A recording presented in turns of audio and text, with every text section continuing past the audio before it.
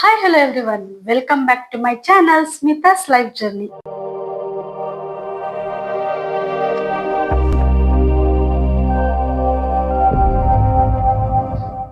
ಇಲ್ಲಿವರೆಗೂ ನೀವೆಲ್ಲ ನನ್ನ ವಿಡಿಯೋದಲ್ಲಿ ಫ್ಯಾಮಿಲಿ ಬಗ್ಗೆ, ಶಾಪಿಂಗ್ ಬಗ್ಗೆ ಎಲ್ಲ ತಿಳಿಸ್ಕೊಟ್ಟಿದ್ದೀನಿ. ಅಡುಗೆ ಬಗ್ಗೆ ಇನ್ನ ತಿಳಿಸ್ಕೊಟ್ಟಿಲ್ಲ ಅಲ್ವಾ? ಬನ್ನಿ ಹಾಗಿದ್ರೆ ಅಡುಗೆ ವಿಡಿಯೋ ಮಾಡೋಣ. ಆದ್ರೆ ಈ ಅಡುಗೆ ಎಲ್ಲರೂ ಮಾಡ್ತಾರೆ. ನಾನು ಯಾವ ರೀತಿ ಮಾಡ್ತೀನಿ ಅಂತ ನಿಮ್ಗೆಲ್ಲ ಗೊತ್ತಾಗ್ಬೇಕಾ? ಈ ವಿಡಿಯೋನ ಕೊನೆವರೆಗೂ ನೋಡಿ.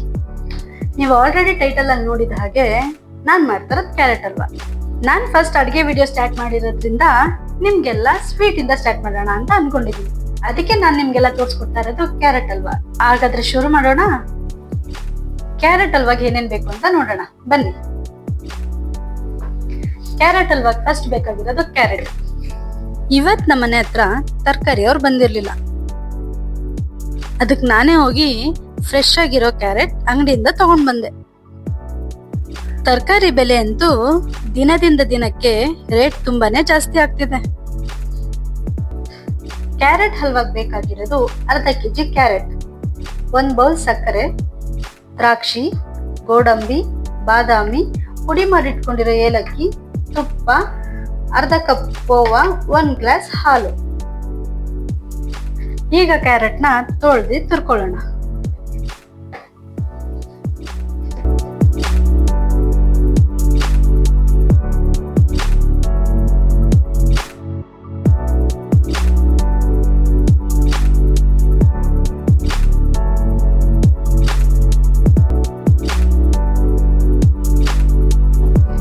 ಕ್ಯಾರೆಟ್ ಅನ್ನ ನೀಟಾಗಿ ತೊಳೆದಾಗಿದೆ.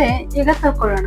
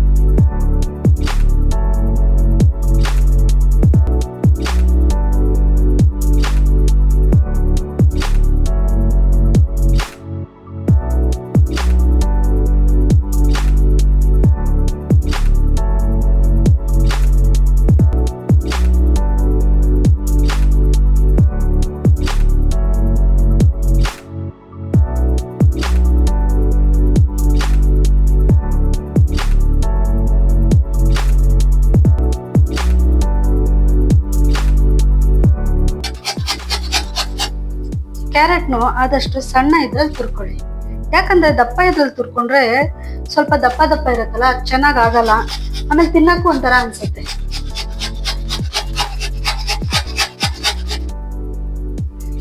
ಈ ಕ್ಯಾರೆಟ್ ತುರ್ದಿದ್ದಾಯ್ತು. ಇವಾಗ ಸ್ವಲ್ಪ ಬಾದಾಮಿನ, ಗೋಡಂಬಿನ ಸ್ವಲ್ಪ ಬಿಡಿಸ್ಕೊಳ್ಳೋಣ.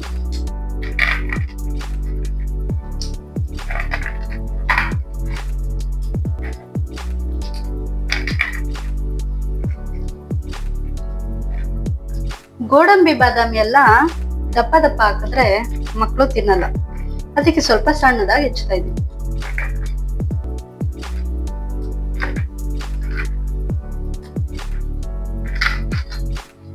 ಈಗ ಸ್ಟವ್ ಆನ್ ಮಾಡಿ ಪ್ಯಾನ್ ಇಡೋಣ. ಪ್ಯಾನ್ ಸ್ವಲ್ಪ ಕಾದ್ಮೇಲೆ ಸ್ವಲ್ಪ ತುಪ್ಪ ಹಾಕೊಳ್ಳೋಣ.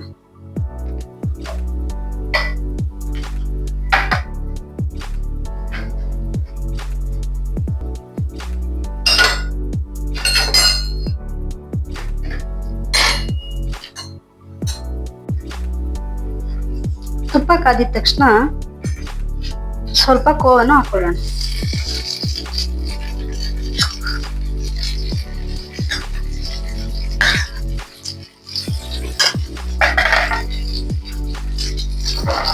ಕೋವಾ ಮತ್ತು ತುಪ್ಪ ಒಂದಕ್ಕೊಂದು ಬೆರಿಬೇಕು.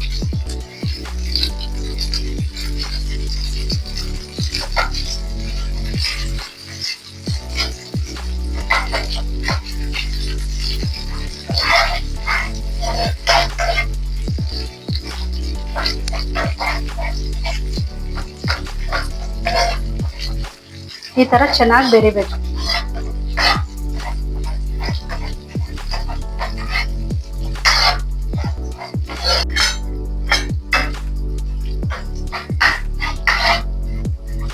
ಇದಾಗಿದ ತಕ್ಷಣ ಫಸ್ಟ್ ಗೋಡಂಬಿ ಹಾಕೋಣ. ಯಾಕಂದ್ರೆ ಗೋಡಂಬಿ ಸ್ವಲ್ಪ ದಪ್ಪ ಇರುತ್ತಲ್ಲ, ಅದನ್ನ ಸ್ವಲ್ಪ ಚೆನ್ನಾಗಿ ರೋಸ್ಟ್ ಮಾಡ್ಕೊಳ್ಳೋಣ.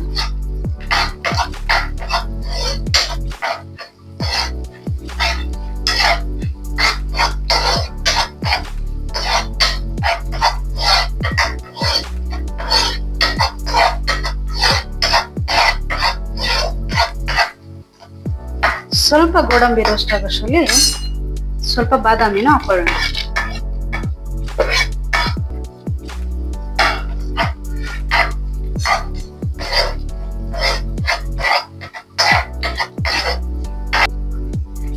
ಇದ್ರ ಸ್ಮೆಲ್ ಎಷ್ಟು ಚೆನ್ನಾಗಿದೆ ಅಂದ್ರೆ ಅಕ್ಕಪಕ್ಕದವ್ರ ಮನೆಗೂ ಹೋಗ್ತಿದೆ.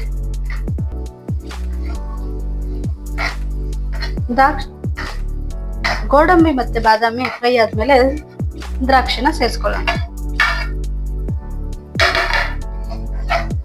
ಇದನ್ನೆಲ್ಲ ಚೆನ್ನಾಗಿ ತುಪ್ಪದಲ್ಲಿ ಹುರಿದ್ರೇನೆ ಟೇಸ್ಟ್ ತುಂಬಾ ಚೆನ್ನಾಗಿ ಬರುತ್ತೆ.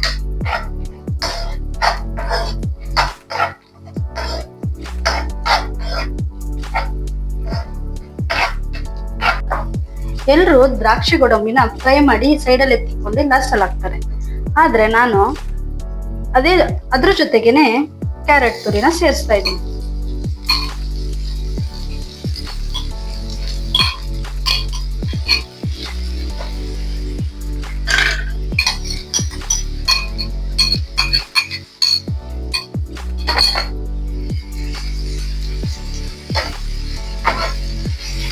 ಕ್ಯಾರೆಟ್ನ ಸ್ವಲ್ಪ ತುಪ್ಪದಲ್ಲಿ ಹುರ್ಕೊಳ್ಳೋಣ.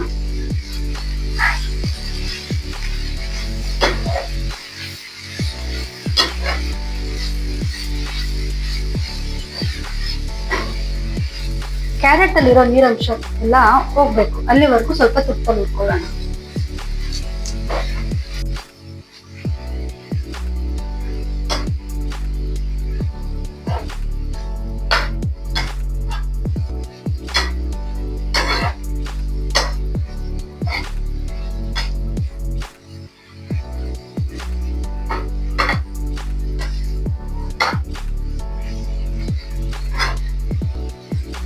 ಇವಾಗ ಸ್ವಲ್ಪ ಹುರಿದ್ಮೇಲೆ ಅದಕ್ಕೆ ಸ್ವಲ್ಪ ಹಾಲು ಸೇರಿಸ್ಕೊಳ್ಳೋಣ. ಹಸಿ ಹಾಲು ಸೇರಿಸ್ಕೋಬೇಕು.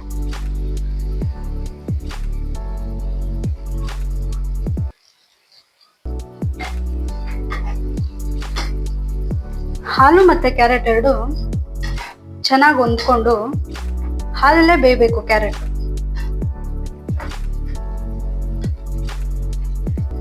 ಇದ್ರ ಮೇಲೆ ಲಿಡ್ ಎಲ್ಲ ಯಾವ್ದು ಕ್ಲೋಸ್ ಮಾಡಕ್ ಹೋಗ್ಬಿಡಿ, ಯಾಕಂದ್ರೆ ಆ ಲಿಡ್ ಅಲ್ಲಿ ಇರೋ ನೀರೆಲ್ಲ ಬಿಟ್ಕೊಂಡ್ರೆ ಕ್ಯಾರೆಟ್ ಹಲ್ವಾ ಹಾಳಾಗುತ್ತೆ.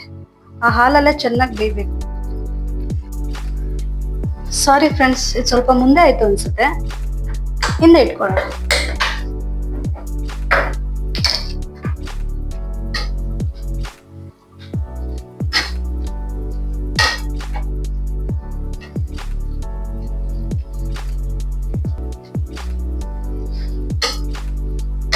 ನೋಡಿ ಎಷ್ಟು ಚೆನ್ನಾಗಿ ಹಾಲಲ್ಲಿ ಬೇಯ್ತಿದೆ.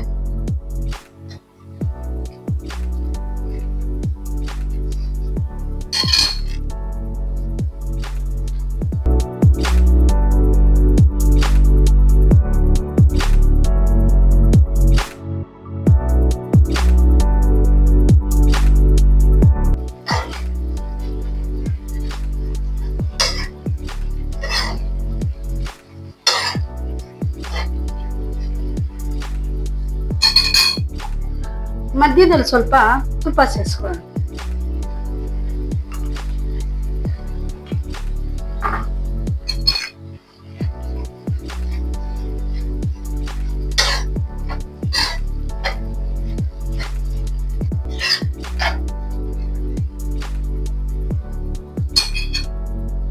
ನಾನು ಯಾವ್ದು ಹೊರಗಡೆಯಿಂದ ತುಪ್ಪ ತಗೊಂಡ್ಬರಲ್ಲ, ನಾನೇ ಬೆಣ್ಣೆ ತಗೊಂಡ್ಬಂದು ತುಪ್ಪ ಕಾಯಿಸ್ತೀನಿ. ಆವಾಗಿಂದನೂ ನನ್ನ ಮಕ್ಳಿಗೆ ನಾನು ಬೆಣ್ಣೆ ಕಾಯಿಸಿರೋ ತುಪ್ಪನೇ ಕೊಡೋದು. ಹಾಗಂತ ನಿಮ್ಮ ಮಕ್ಳು ಯಾಕೆ ದಪ್ಪ ಇಲ್ಲ ಅಂತ ಕೇಳ್ಬಿಡಿ. ದಪ್ಪ ಇಲ್ಲ ಅಂದ್ರೂ ಪರವಾಗಿಲ್ಲ, ಮಕ್ಕಳು ಆರೋಗ್ಯವಾಗಿ ಹೆಲ್ದಿ ಆಗಿರ್ಬೇಕು.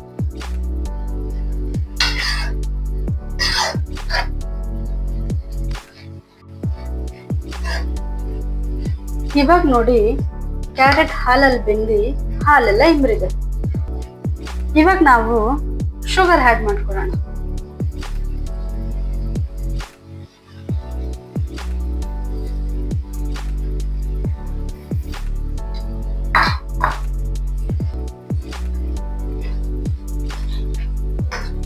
ಇವಾಗ ಸಕ್ಕರೆಯಲ್ಲಿ ನೀರಂಶ ಬಿಟ್ಕೊಳತ್ತಲ್ಲ, ಅವಾಗ ಇನ್ನೊಂದ್ ಸ್ವಲ್ಪ ಕ್ಯಾರೆಟ್ ಬೇಯುತ್ತೆ. ಅದಕ್ಕೋಸ್ಕರ ನಾನು ನಿಮ್ಗೆ ನೀರೆಲ್ಲ ಆಡ್ ಮಾಡ್ಬಾರ್ದು ಅಂತ ಹೇಳಿ ಹಾಲಲ್ಲಿ ಒಂದ್ಸತಿ ಬೇಯಿಸ್ಕೊಂತೀವಿ. ಮತ್ತೆ ಇವಾಗ ಸ್ವಲ್ಪ ಶುಗರ್ ಹಾಕಿದೀವಲ್ಲ, ಶುಗರ್ ಅಲ್ಲಿ ಸ್ವಲ್ಪ ಕ್ಯಾರೆಟ್ ಬೇಯ್ಕೊಳುತ್ತೆ.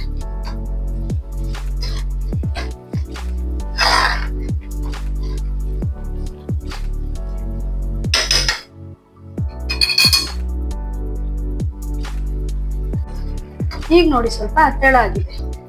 ಸಕ್ಕರೆ ಎಲ್ಲ ಕರಗಿದೆ ಅಲ್ವಾ, ಅದಕ್ಕೆ ಇವಾಗ ಸಕ್ಕರೆ ಜೊತೆ ಕ್ಯಾರೆಟ್ ಸ್ವಲ್ಪ ಬೇಯಿದೆ. ಸ್ವಲ್ಪ ಉರಿ ಕಡಿಮೆ ಮಾಡ್ಕೊಳ್ಳೋಣ.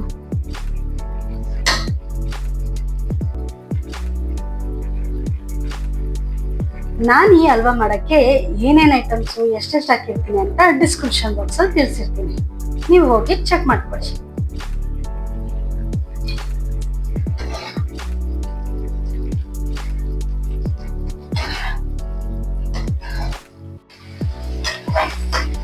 ನೋಡಿ, ಇವಾಗ ಸಕ್ಕರೆ ಜೊತೆ ಫುಲ್ ಹೊಂದ್ಕೊಂಡಿದೆ.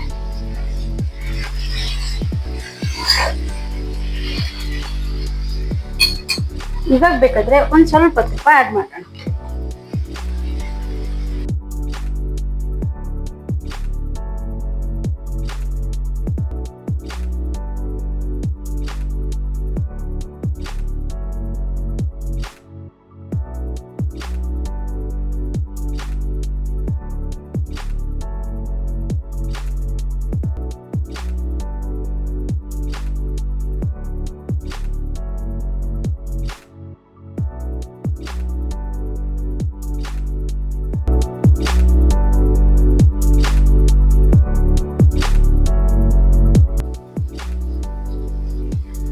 ನೋಡಿ, ಹಲ್ವಾ ರೆಡಿ ಆಗಿದೆ.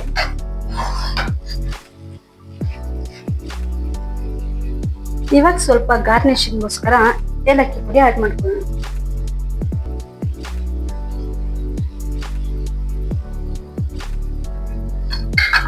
ಏಲಕ್ಕಿ ಹಾಕಿದ್ಮೇಲಂತೂ ಫ್ಲೇವರ್ ತುಂಬಾ ಘಮ ಆಗ್ತಿದೆ.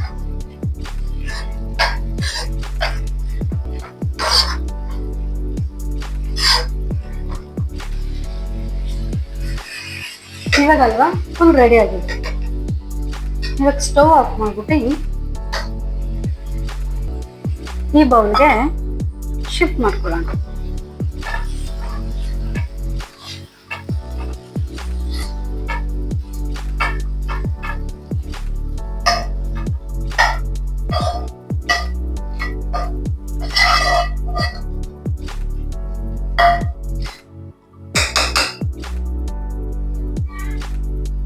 ನೋಡಿ ಫ್ರೆಂಡ್ಸ್, ನಾನ್ ಮಾಡಿರೋ ಹಲ್ವಾ ಹೀಗಿದೆ. ಸ್ವಲ್ಪ ತಣ್ಣಗಾಗ್ಲಿ ಫ್ರಿಜ್ಜಲ್ಲಿ ಇಟ್ಬಿಟ್ಟು ಬರೋಣ. ಬನ್ನಿ, ಕೂಲ್ ಆಗಿದ್ಯಾ ಅಂತ ನೋಡೋಣ.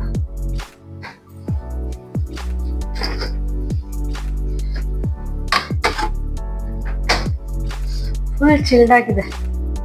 ಟೇಸ್ಟ್ ಮಾಡೋಣ.